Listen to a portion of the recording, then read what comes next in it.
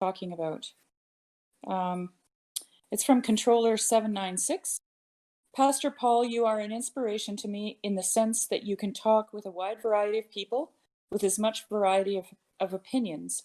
And I wanted to ask if you have any advice or techniques you would like to share for someone to be able to listen with sincerity and attention to someone with an opposite view without succumbing to an antagonistic scuffle or personal bias. It's really hard,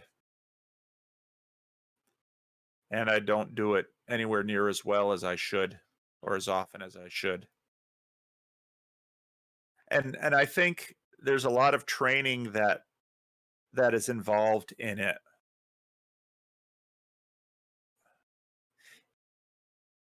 If you really want to grow in it, be involved in a really horrible existential conflict and be forced into a situation where you recognize that you have absolutely no power to resolve it, but yet don't run away from it.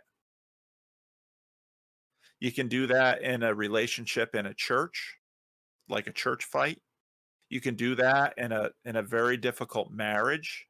You can do that in a difficult relationship with a parent or a child or a neighbor. It means no matter not no matter because you have responsibilities to your personal health and to your mental health. You have all of those things too. So I'm not going to cast it in existential questions.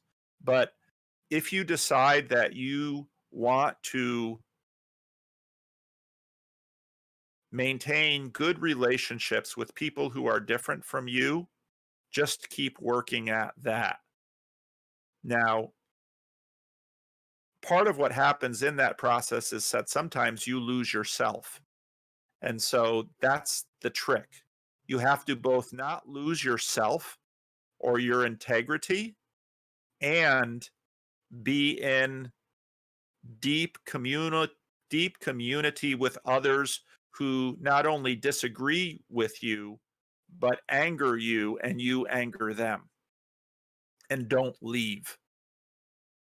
And along the way, what you'll have to do is get a handle on your own reactivity and learn to control it.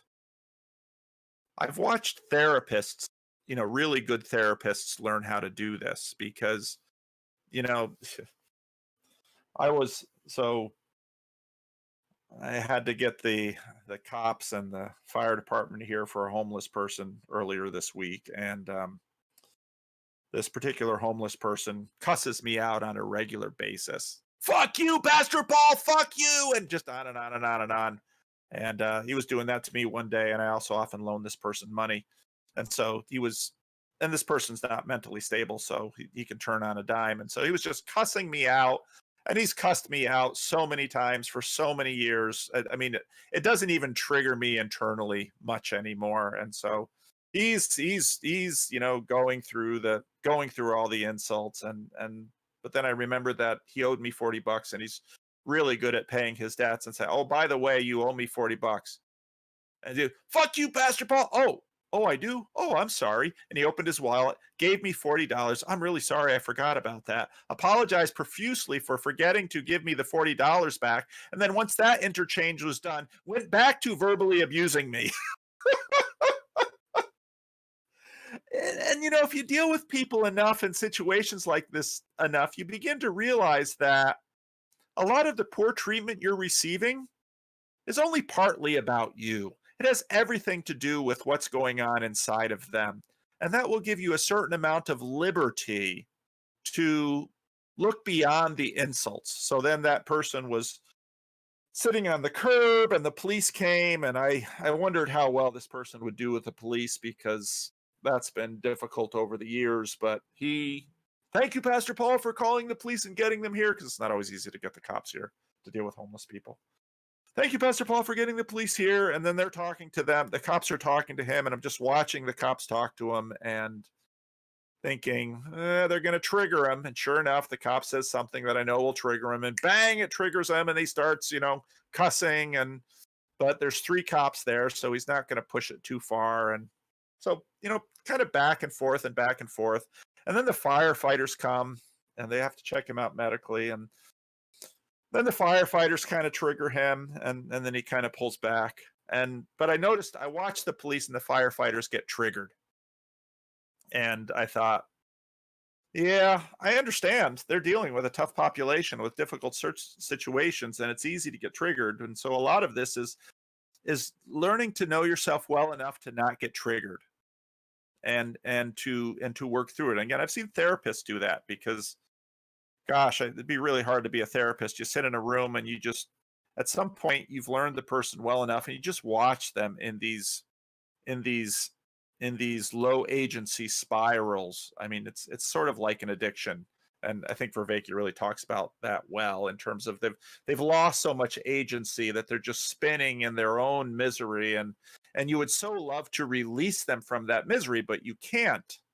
And so, they're blaming other people, and they're doing all of these defense techniques to, not take responsibility for their own emotional work and all of this stuff.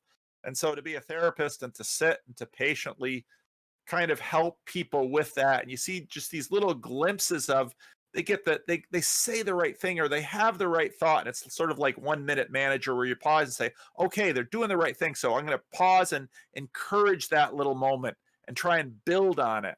And it can take years of working with a person to have them grow out of their self-defeating patterns and tendencies, and to actually make progress. But in order to do that, you can't get triggered, or you get sucked into the insanity. Mental illness isn't contagious, but insanity is. And so the way you grow in this is to be around difficult people and to love them. And this gets back to the salvation question. Well, how do you want to grow in your salvation? Well, do exactly what Jesus says. Love your neighbor. Well, what does that mean? Does it mean have warm feelings about them? Now, the feelings are rather incidental often to it. It means when they treat you badly, treat them with kindness. When they say unfair things about you and harm your reputation, don't return evil for evil. It's all of the things that Jesus says. And so this is the thing I really love about my friend Warren Mills, is what's so good about the good news is that Warren rightly notes that the golden rule of loving other people, if you practice this, you will grow in sanctification yourself. And your capacity, it won't be reciprocal narrowing, it'll be reciprocal broadening. And you will be able to love people into new kinds of agency. That's exactly what Christ does. And he tells us exactly what he's doing, and he invites us into his method. Love your enemy. Do it. Well, I don't want to love my enemy because I don't have any confidence that if I give my enemy anything, that they won't abuse me. And Jesus is like, well, that's true. They might even kill you. They might hang you on a cross and mock you viciously and hunt down your followers. Yeah, they might do that, but love them still. But what about government? Yeah, this government. Yeah. I'm not taking away any of the complexity here, but that's the path. And so work the path and figure out what love requires. And loving a homeless person might require calling the police and having them thrown in jail. That's what love might require. It also might require, brushing off their spittle and showering off their stench, and trying to keep the neighbor's dogs at bay. And that's what love requires. So you don't lose agency with love. It's reciprocal broadening. You gain it. So that's what you do. Love people.